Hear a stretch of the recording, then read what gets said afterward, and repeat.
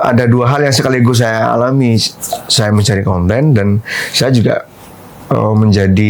belajar menjadi sebagai seorang ayah atau orang tua gitu. Misalnya kenapa nggak boleh membentak anak? Membentak anak bisa merusak mental, merusak otak, macam-macam gitu kan. Sebenarnya itu kan berhubungan dengan proses mendidik anak kan. Saya bikin akun selama 3 bulan bisa 100.000. Nah, untuk parenting tuh 3 bulan 300.000. Misalnya kalau anakmu berantem, dipukul temannya, kira-kira apa yang harus Bunda lakukan? Kenapa dulu anak-anak dulu dididik keras nggak ngelawan? Kenapa? Karena dulu nggak ada media sosial.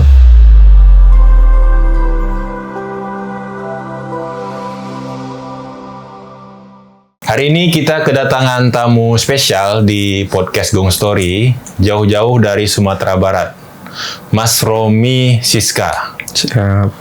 Beliau adalah pemilik, ini kemunculan pertama beliau sebagai pemilik dari akun yang mungkin selama ini banyak postingan-postingannya itu sampai ke teman-teman semuanya. Itu akun Talk Parenting. Ada di Instagram, Mas ya? Sama juga ada di TikTok. Di YouTube ada nggak, Mas? Ada, sudah lama tidak digarap. Oh ya.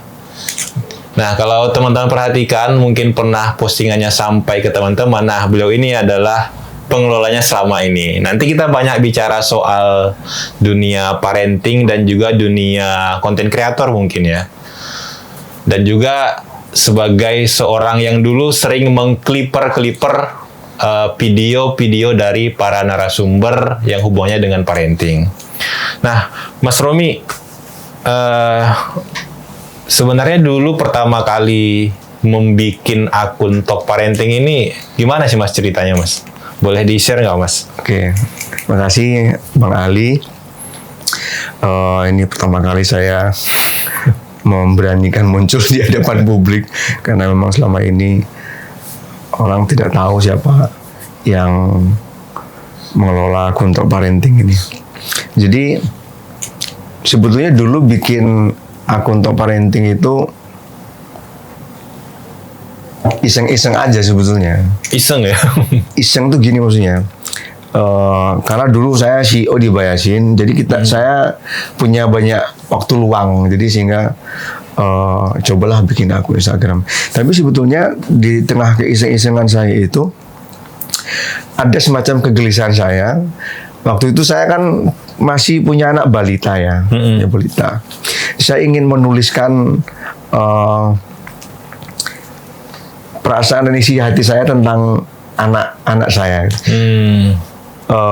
Perkembangannya bagaimana gitu ya, apa yang terjadi mereka alami, terus mendidik anak itu yang benar tuh kayak apa gitu ya.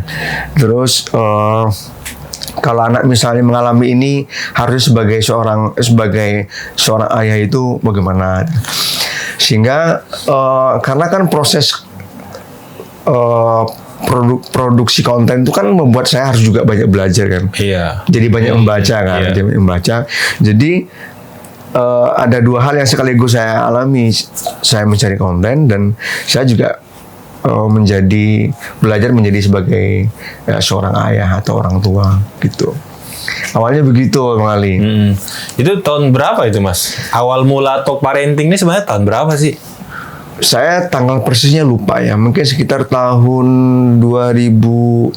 2018 ya? 18. Berarti sekarang udah jalan hampir 8 tahun. 8 tahun. Berarti saat itu memang kan agak jarang gitu ya akun parenting yang mungkin dikelola oleh laki-laki gitu, Mas. Laki-laki, biasanya kan parenting ini ada kesan ini urusan ibunya gitu ya. Iya. Nah, kalau dari segi audiens, banyak yang laki-laki apa perempuan, Mas? Ya jelas ibu-ibu banyak. Walaupun begini ya, saya ini kan generasi milenial ya. Ya. Jadi di generasi milenial itu kan ada semacam kesadaran bahwa kesadaran dari para ayah bahwa peran mendidik itu bukan hanya dilakukan oleh ibu, gitu. Sehingga para ayah itu sudah mulai belajar tentang parenting, gitu. Iya, iya. Dulu kan seperti yang sering saya kutip dari Bu Eli Risman itu, jadi yang mendidik anak itu ya ibu, ayah itu yang mencari rezeki gitu loh. Jadi itu dua hal yang berbeda kan, sehingga dengan situasi begitu tidak hanya proses mendidik ya, bahkan waktu anak saja kan lebih banyak sama ibunya kan. Nah, tapi seiring dengan itu saya melihat, dan mungkin fenomena saya juga ya, mulai ada kesadaran bahwa saya juga harus terlibat untuk mendidik anak. Terlibat itu ya harus saya belajar kan, harus belajar banyak baca. Nah, karena waktu itu tuh yang memang paling populer itu memang Bu Eli Risman ya. Saat itu memang Bu Eli Risman. Walaupun sebetulnya pegiat-pegiat parenting itu udah cukup banyak ya. Tapi Bu Eli itu kan dia psikolog senior kan, dan banyak mengisi seminar-seminar parenting di berbagai lembaga ataupun di komunitas kan, sehingga itu membuat ketika konten Bu Eli Risman yang banyak saya kutip gitu, banyak saya pelajari, itu ketemu dengan komunitas-komunitas mungkin yang ada di seluruh Indonesia. Itu mungkin menjadi salah satu kenapa ya membuat top parenting itu menjadi gampang viral gitu loh. Selain memang ada perspektif-perspektif yang dibawa Bu Eli itu yang memang banyak mengkritik tentang cara mendidik orang tua selama ini gitu. Saya tadi itu, kenapa yang hanya mendidik hanya ibu, ayah kemana? Ayah harusnya bukan hanya mencari rezeki, karena anak itu juga butuh sosok ayah, kira-kira begitulah kan. Sehingga itu membuat orang, apa yang saya oleh Bu Eli itu, iya benar juga ya, kenapa kok akhirnya para ibu-ibu kan, karena ibu-ibu merasa dibela gitu ya, diakomodir perasaannya, iya kan, sehingga membuat jadi semacam ini. Jadi kan dulu kan zaman-zaman awal-awal itu kan orang kan belum familiar, mungkin saya juga sendiri juga belum familiar namanya call to action gitu. Jadi di konten awal itu kita nggak ada call to action. Call to action nggak ada. Tapi apa yang terjadi? Jadi mama-mama muda itu ketika dapat konten saya, di-upload di story-nya, story WA-nya, di-share di grup-grupnya, di-posting di akun. Call to action di situ tuh mengajak mereka untuk share yang lain. Jadi ini organik aja. Semua organik gitu loh. Karena bisa jadi konten-konten yang dia baca itu mungkin keluhan dia selama ini gitu loh, aspirasi dia selama ini yang relate lah bahasanya, relate banget dengan apa yang dia rasakan gitu loh. Makanya saya beberapa teman-teman itu kan banyak yang ngamati top parenting ini tumbuhnya sangat cepat, apa yang membuat top parenting itu cepat. Saya jawab begini, karena konten-konten top parenting itu konten-konten yang emosional, sentimental, dan sangat berhubungan dengan keseharian apa yang dialami oleh bunda-bunda gitu loh. Jadi super relate dengan kondisi bunda-bunda. Itu yang membuat, jadi sebetulnya yang menggerakkan top parenting itu sebetulnya mama muda itu. Akhirnya dia post story-nya, temannya jadi ikut. Kamu ikut deh, ini ada ini deh. Kadang call to action-nya dia mention di komentarnya gitu kan. Suaminya gitu. Iya sih. Karena banyak memang ibaratnya konten parenting atau konten apapun itu kadang untuk mengingatkan pasangannya dia langsung mention di kolom komentar gitu. Iya, tapi ada satu hal lagi Bang Ali yang saya kira sangat penting ya. Karena sewaktu saya mau bikin top parenting itu kan saya posisinya juga sudah sebagai pelaku digital marketing ya, yang banyak bersentuhan dengan sebaran konten-konten di media sosial. Dan saya melihat konten-konten kita itu juga sudah cukup banyak konten-konten yang negatif, memberikan pengaruh-pengaruh negatif. Saya ingin memberikan tawaran alternatif konten yang edukatif, yang bermanfaat kalau mungkin sekarang di ini ya, di FYP bunda-bunda itu nggak hanya soal gosip dan macam-macam. Ini loh, ini soal edukasi yang jauh lebih bermanfaat, yang bisa dipakai untuk hal yang positif. Dan saya kira itu juga menjadi spirit saya untuk menggarap top parenting yang ala-alanya iseng-iseng menjadi lebih serius. Karena saya dalam sehari itu bisa bikin konten 25 konten gitu. 25 konten? Lebih dari 24 jam 25 konten. Nah, saat itu momentumnya apa Mas yang bikin top parenting itu, ibaratnya kalau orang ngobrolin parenting di medsos itu ya top parenting gitu. Ada nggak satu momentum yang naik banget gitu saat itu? Saya kira gini, mungkin juga dibantu ini ya, dibantu oleh jadi begini. Jadi waktu itu kan awal-awal orang berjualan online ya, orang-orang berjualan online. Iya, iya. Jadi dulu itu kan begini kan, mungkin juga sama saat ini ya. Orang jualan produk, dia kan butuh mediasi kan untuk bridging konten untuk ke produk dia kan. Oh, Sehingga iya, iya. jadi konten-konten saya itu banyak dipakai oleh teman-teman orang yang berjualan, yang produknya relate dengan Keluarga. dengan segmen keluarga begitu. Kayak ini mungkin ya. Iya, kayak Iya. Ura, Oh, kayak Fluba macam-macam. Saya dulu pernah di-share sama teman-teman di Facebook itu ada postingan salah satu mama muda yang dia sebetulnya dia jualan, Iya. dia jualan. Itu yang di share itu sampai 1 juta itu share loh ya. Share lah ya. Hampir 1 1 juta. juta. Itu. Saya agak kaget juga.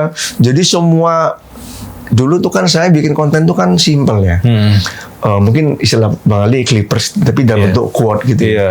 Jadi quote-quote itu diambil sekitar puluhan quote gitu yang dianggap sangat emosional dan sentimental gitu. Kemudian diposting di Facebooknya, itu di-share mana-mana itu. Di-share mana-mana. Nah itu saya kira titik krusialnya di situ. Itu sampai 1 juta share itu. Saya cerita share. Luar biasa kan? Saya aja nggak nyangka kan kok bisa sampai istilahnya itu kan sampai daya jangkaunya menjadi luar biasa itu daya jangkaunya. Nah itu yang saya kira salah satu titik krusial di situ. Sampai kemudian akhirnya juga begini Bang Ali. Karena konten-konten saya viral, akhirnya juga memotivasi orang-orang untuk melakukan hal yang sama. Bikin akun parenting juga, tapi dia merepost konten-konten yang dilakukan parenting gitu loh. Mungkin selain tadi ada ini seperti yang saya sampaikan tadi itu ada kesadaran menjadi orang tua yang baik gitu kan. Jadi orang tua yang dulu awal-awal kita jualan gizidat atau dulu madu anak itu, isu-isu yang kita pakai itu memang isu-isu yang keseharian. Misalnya kenapa nggak boleh membentak anak? Membentak anak bisa merusak mental, merusak otak, macam-macam gitu kan. Sebenarnya itu kan berhubungan dengan proses mendidik anak kan. Nah saya kira konten-konten parenting itu mengisi ruang-ruang itu gitu loh. Ruang-ruangnya yang selama ini mereka butuhkan, kemudian parenting hadir di situ gitu loh. Saat itu kan saya kan taunya Bu Eli Risman itu mungkin ya dari Top Parenting juga. Betul. Nah memang saat itu Bu Eli itu sudah terkenal sekarang belum, Mas? Waktu sebetulnya awal-awal. Bu Eli itu dia di komunitas-komunitas parenting sudah. Komunitas parenting, sekolah-sekolah kan sekolah-sekolah yang mungkin ya sekolah-sekolah yang swasta terutama ya. Mereka kan ada program-program parenting gitu kan. Biasanya narasumber utama itu mesti Bu Eli. Oh gitu Nah, ya. Bu Eli. Jadi kemudian karena ini viral akhirnya menjangkau orang-orang yang belum kenal sama Bu Eli kayak Bang Ali dan yang lain. Oh ini ada loh psikolog bagus banget, materi-materinya relate sekali dengan dengan gagasan kita selama ini gitu loh.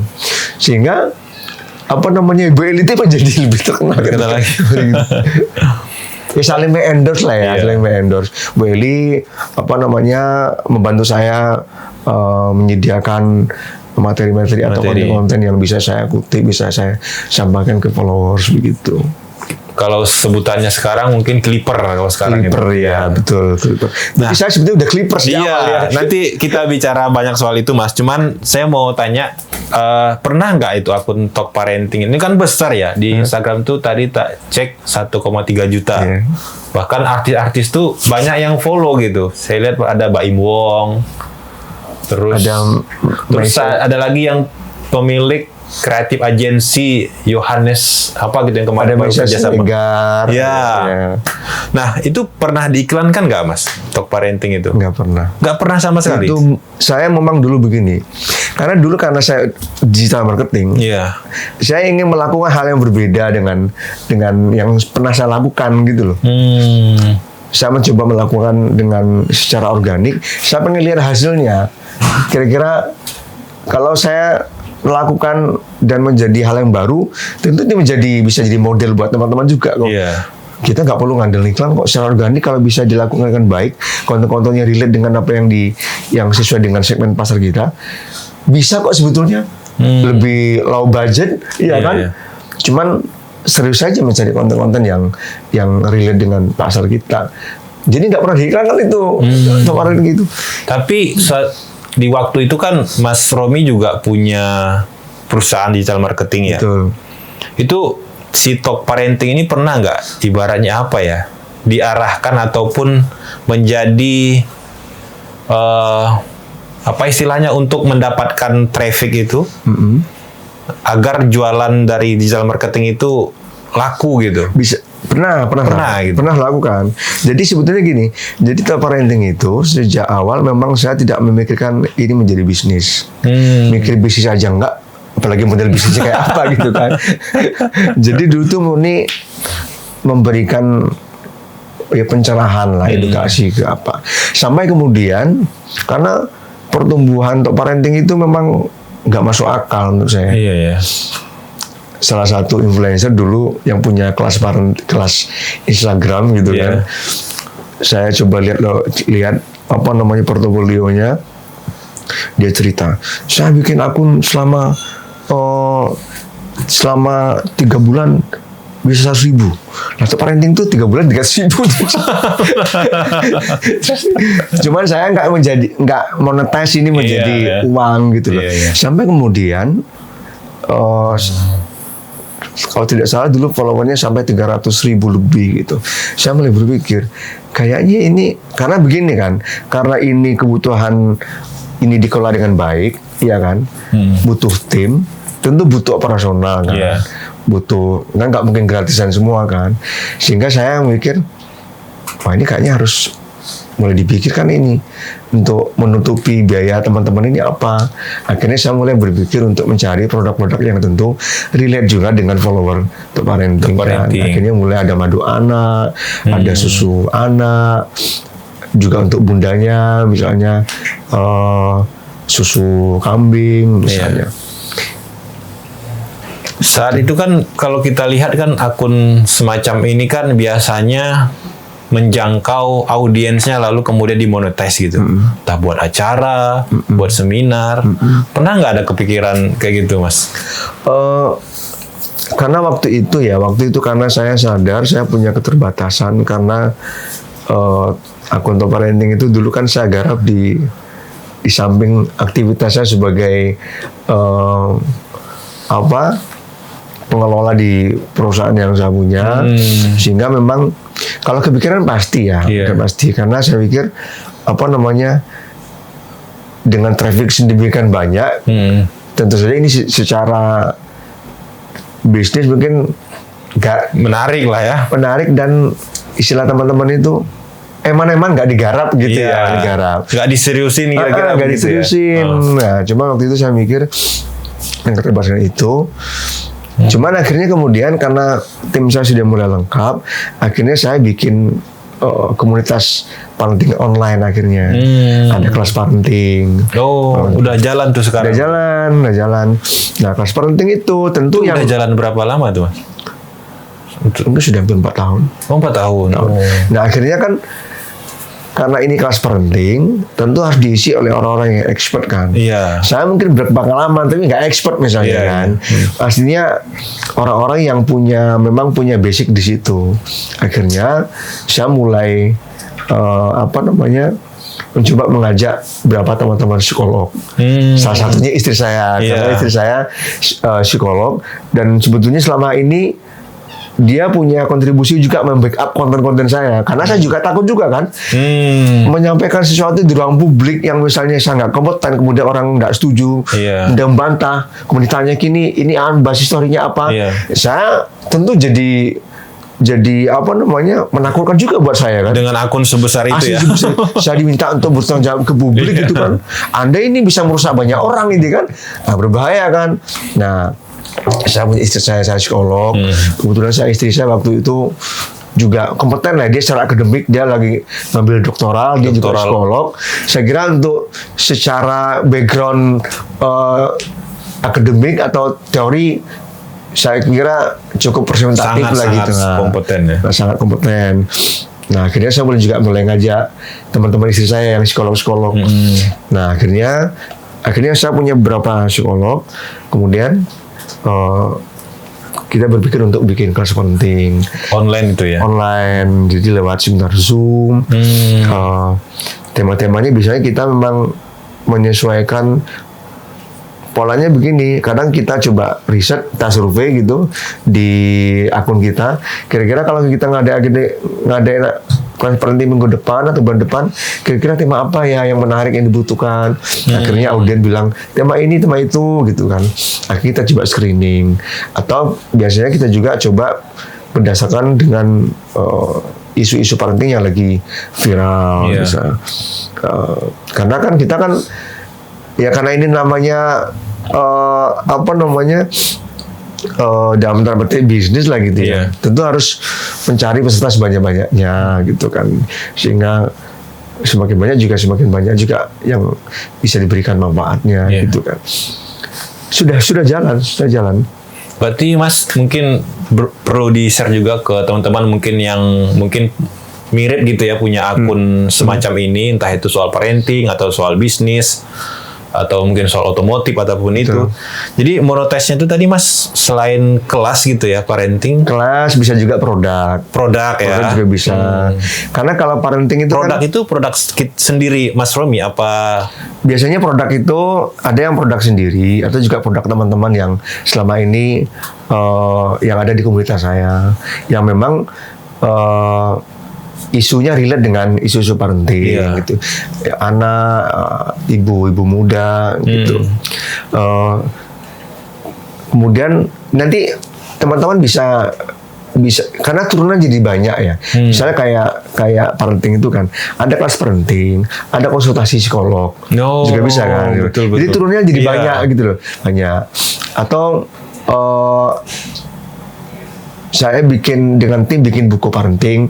Jadi kelas-kelas itu kita coba susun ulang menjadi buku. Itu kan jadi ada experience-nya dari peserta, ada teorinya dari teman-teman psikolog. Akhirnya kita jadikan buku. Selain ya produk-produk yang tadi itu. Dan saya kira ini prinsipnya ini sih ya, prinsipnya ya kira-kira kebutuhan segmen kita itu apa, dan saya kira itu bisa teman-teman di otomotif itu ngerti ya, teman-teman di isu-isu lain saya kira bisa di riset kira-kira butuhnya apa. Tapi bisa juga begini, karena saya juga lama jualan ya, untuk membuktikan apakah monetize yang kita bikin itu work apa enggak ya, coba aja dites di akunnya kan. Misalnya kelas parenting, saya punya akun parenting, bikin kelas parenting jangan nggak laku gitu kan.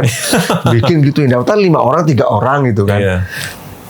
Jangan-jangan follower saya pengennya nggak ini misalnya kan, pengennya yang lain gitu kan. Ya di riset aja kira-kira, karena kan kita nggak ngerti kan kebutuhan mereka apa, pengennya apa. Ya bisa saja di riset di akun-akun kita masing-masing, kira-kira mereka butuhnya apa gitu. Kalau saya perhatikan di akun Talk Parenting ini kan pastinya audiensnya macam-macam Mas. Macam-macam. Generasi juga pasti beda-beda ya. Kalau sepengalaman Mas Romi, ada perbedaan respon nggak Mas? Misalnya postingan ini respon ternyata generasi yang mungkin anaknya sudah 4 beda dengan banyak ya. Banyak. Tapi ada sebelum ke situ ya. Ada beberapa isu yang saya kadang nggak berani masuk di situ karena saya tidak pengen juga akun saya itu jadi tempat orang berantem gitu loh. Saya lebih karena selama ini pun respon di komen itu juga nggak pernah saya respon. Saya pengen itu jadi ruang diskusi aja, tidak jadi ruang perdebatan. Dulu saya pernah bikin konten antara manakah lebih bagus menjadi ibu rumah tangga atau ibu bekerja. Sebetulnya itu perdebatan loh. Ya. Cuman karena waktu itu saya nggak ngerti kan. Setelah saya posting itu ribuan yang komen itu. Saya tanya istri saya, Bun, ini kok begini Bun, kok jadi rame gini? Loh, kamu nggak ngerti memang isu itu memang nggak ini sangat sensitif gitu loh. Wah orang ini kan akhirnya orang kan orang pada protes. Konten ini dianggap memojokkan ibu rumah tangga gitu kan. Konten ini dianggap seakan-akan ibu bekerja itu tidak bertanggung jawab gitu kan. Karena waktu itu sedikit dengan anak-anak gitu ya. Ya ada pro kontra itu mesti ada. Karena apalagi perbedaan generasi tadi itu kan. Contoh lagi ya, saya coba contoh aja. Misalnya gini. Misalnya kalau anakmu berantem, dipukul temannya, kira-kira apa yang harus Bunda lakukan? Oh itu konten saat itu? Konten itu. Iya. Bagi teman-teman kita yang mungkin boomers atau milenial itu, yang mepet gitu ya. Ya pukul balik dong. Iya kan? Karena ada urusan sama orang tua, urusan kita enggak. Iya. Tapi bagi ibu yang baru, enggak begitu. Saya kan kebetulan ngutip psikolog yang mengatakan bahwa begini, kalau mengajarkan anak untuk memukul balik itu sama saja mengajarkan anak untuk menyelesaikan masalah dengan cara kekerasan. Nah gitu kan. Harus ditanya. Akhirnya anak itu diajarkan untuk defend. Defendnya tidak perlu untuk melakukan kekerasan fisik. Misalnya dilatih untuk misalnya melakukan defend verbal gitu. Misalnya dipukul. Loh kenapa kamu pukul? Iya kan? Saya nggak ngapain-ngapain, kenapa kamu pukul? Iya. Sehingga anak yang tadi agak agresif jadi berpikir kan, oh ya kenapa saya mukul ya gitu ya. Nah kemudian setelah itu mungkin anak diajari untuk defense secara fisik, belajar macam-macam. Tapi bagi teman-teman kayak kita ini, nggak terima saya anak saya dipukul. Pokoknya pukul balik pokoknya gitu loh. Kalau sekarang itu istilahnya itu parenting zaman ini. Zaman kolonial ya. Kolonial gitu. Ada perdebatan itu masih ada. Dan sampai sekarang saya pikir masih ada juga. Contoh begini, ada dulu Desta itu pernah di podcast di podcast apa sih? Vindes ya. Oh, Vindes ya. Ada tuh pertanyaan Desta itu bagus. Saya dulu dididik keras sama ibu bapak saya. Saya bisa bertahan dengan sekarang tidak ada saya tertekan secara mental. Bisa survive gitu. Bisa survive gitu ya. Kenapa anak-anak sekarang jadi cengeng gitu kan? Iya. Dikit-dikit nanti mental health macam-macam gitu ya. Loh justru dengan cara dididik dengan keras kita jadi berhasil gitu kan. Ditanya pada salah seorang psikolog Usman itu, jawabannya menarik gitu. Kenapa dulu anak-anak dulu dididik keras nggak ngelawan? Kenapa? Karena dulu nggak ada media sosial, akses informasi terbatas, sehingga anak-anak dulu nggak punya perbandingan. Perbandingan mendidik. Sekarang nggak kan? Dia dipukul sama mamanya. Aku baca itu si ibu psikolog itu katanya nggak boleh gitu loh. Jadi dia punya banyak komparasi gitu loh. Komparasi cara mendidik. Nah sehingga menyebabkan orang tua zaman sekarang dia nggak bisa semena-mena dengan cara mendidiknya karena anaknya juga punya pengetahuan tentang dididik yang benar itu kayak apa gitu loh. Nah kalau dengan cara mendidik yang berbeda ini, kalau nggak di manage dengan baik, itu menimbulkan masalah lain kan, konflik anak macam-macam gitu kan. Apalagi dengan pengaruh media sosial yang luar biasa sekarang kan, orang tua nggak boleh seenaknya kan memperlakukan anak-anak sekarang ya macam-macam kan. Kayak kasus yang di Medan kemarin itu, yang pembunuhan anak ibu, orang nggak membayangkan kan, anak SD bisa bunuh orang tuanya. Ternyata inspirasinya dari tontonan gitu kan. Jadi nggak bisa, saya kira perbedaan cara mendidik itu ya benar kata Bang Ali bin Abi Thalib itu kan. Jadilah anak sesuai dengan zamannya kan. Karena zamannya bisa jadi berbeda kan. Dia mungkin punya informasi lain, iya kan. Mungkin dia punya nilai-nilai yang dia yakini lain. Saya kira ya harus menyesuaikan zamannya. Nggak bisa strike itu aja. Pokoknya dulu ibu dididik begini dan berhasil, ya saya juga akan melakukan begitu. Nah, nggak bisa. Jadi akan menjadi kontraproduktif gitu loh. Makanya saya dulu pernah juga tuh ngutip quote. Jadi dulu yang saya clipper tuh dulu nggak hanya psikolog itu, tapi juga influencer yang punya quote-quote yang bagus. Deddy Corbuzier gitu. Ada yang kutipan yang menarik itu. Mungkin kamu mendidik anakmu dengan keras, dia akan berhasil. Tapi dia akan terluka. Bukan bisa jadi dia akan benci kamu. Mungkin dia berhasil, tapi dia akan benci kamu gitu loh. Jadi nggak bisa, harus menyesuaikan dengan kebutuhan zamannya apa gitu loh. Saya kira gitu. Nah, ngomongin soal Clipper tadi, Mas.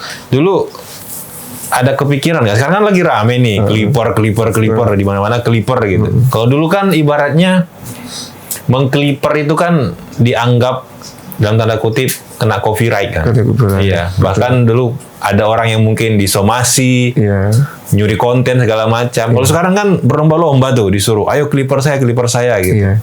Nah itu dulu awalnya gimana sih Mas? Kok Nah kalau bisa? saya juga nggak tahu juga tuh dulu namanya Clipper ya. Cuman dulu saya memahami begini.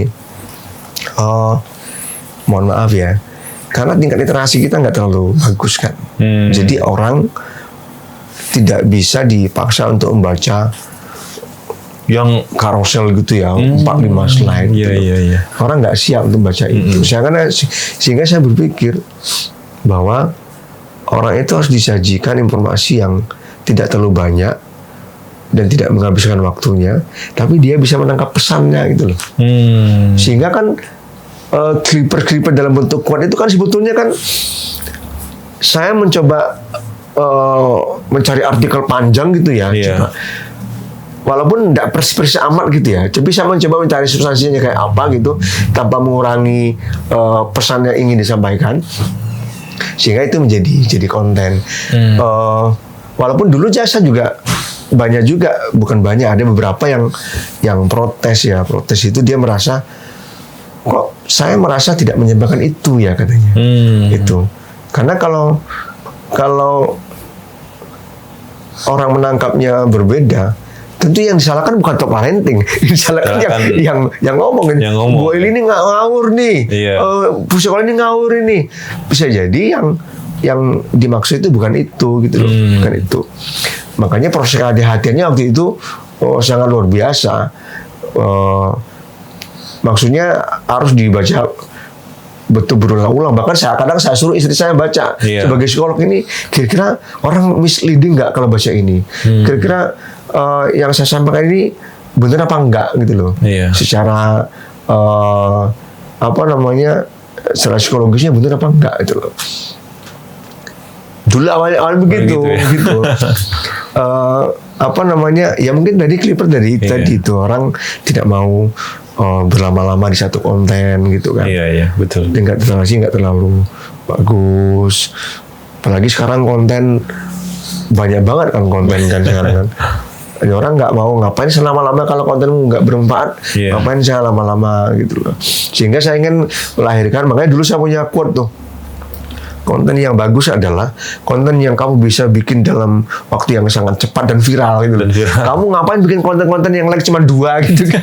Kamu bikin konten satu hari yang like cuma 5. Nah, saya bikin konten 2 menit yang like ribuan orang, yang lihat ratusan ribu orang gitu. Saya kira gitu sih Bang Ali. Ya, cukup ya. Semoga bisa menambah sedikit ilmu lah ya. Jadi teman-teman sekarang yang mungkin pernah terpapar konten-konten Talk Parenting, nah beliau inilah orang di baliknya. Dan saya terakhir saya sangat bersyukur Talk Parenting itu melahirkan banyak influencer baru yang memang selama ini dia nggak punya background itu loh. Contoh misalnya dia bukan psikolog gitu kan. Atau misalnya kayak Bang Ali gitu. Mulai fokus di parenting, lama-lama jadi expert gitu. Expert. Akhirnya bikin kelas parenting juga di akhirnya. Dan itu saya kira dan saya itu cukup banyak. Karena dia saya lihat mengawali konten-kontennya itu mengutip konten-konten saya. Oh, ngikut gitu ya. Dan terpetin mungkin waktu itu karena begini, saya dulu masa begini. Sesuatu yang ada berada di ruang publik itu adalah hak publik. Jadi ketika teman-teman dulu nyolong konten saya happy aja, nggak masalah. Udah kamu disebarkan kemana-mana. Cuman dulu kan sebagai bentuk penghargaan terhadap saya, buat dituliskan source-nya parenting. Walaupun banyak juga enggak, tapi tidak masalah juga. Iya. Karena ini sudah dibanyak baca orang gitu. Wah, ini nyolong akun konten parenting nih akhirnya gitu. Ya gitulah saya kira terakhir saya berharap Talk Parenting ini jadi amal saya di akhirat. Amin, amin. Dan mungkin model bisnisnya bertambah lagi mungkin Mas, ya. Amin, Kalau amin. mau dikembangkan lagi Dikembangkan model lagi. bisnisnya. Karena secara audiens sudah sangat luar biasa loh, 1,3 juta pas mau 4 gitu. Ya, itu tadi teman-teman obrolan kita dengan Mas Romi selaku pemilik dari akun Talk Parenting. Sampai ketemu lagi di episode selanjutnya. Makasih Mas Romi. Siap, Bang Ali.